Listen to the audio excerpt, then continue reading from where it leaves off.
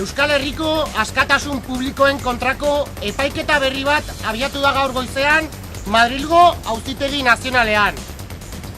Beste behin ere, aurreko prozesuetan gertatu bezala, bere jardunbide politikoa libreki garatu nahi duten 8 pertsonen eskubideak jartzen ari dira kinka larrian. Nolanahi ere, Euskal jendarte osoa mehatxatzen dute. Herritar guztiak ohartarazten ezin kezkagarriagorik jasotzen direlarik. Zuen askatasuna, abantaila politikoen eta alde bakar baten irizpideen menpekoa da. Este juicio, por añadidura, se constituye una gravísima interferencia en el proceso político en curso.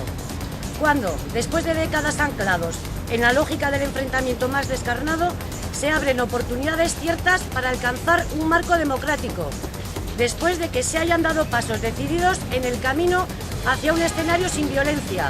Los estados siguen haciendo una apuesta clara por la represión, criminalizando precisamente la actividad política, que más ha engrasado la viabilidad de un nuevo escenario.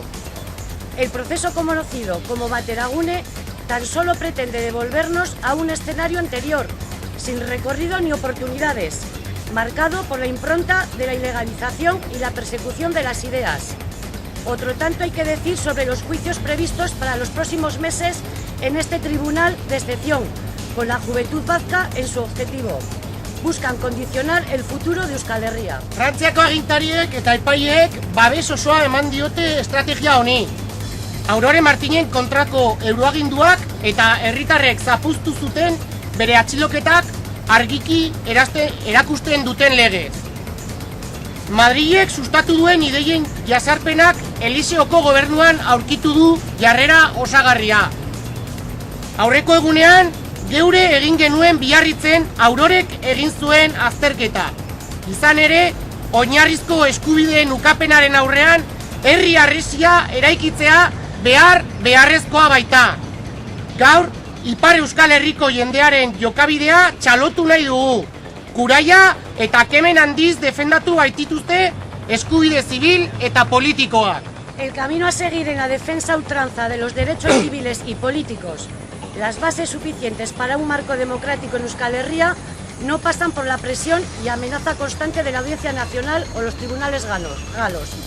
Es la ciudadanía vasca la que tiene que liberar la energía necesaria para hacer inviable cualquier pretensión de entorpecer, ralentizar o detener este proceso.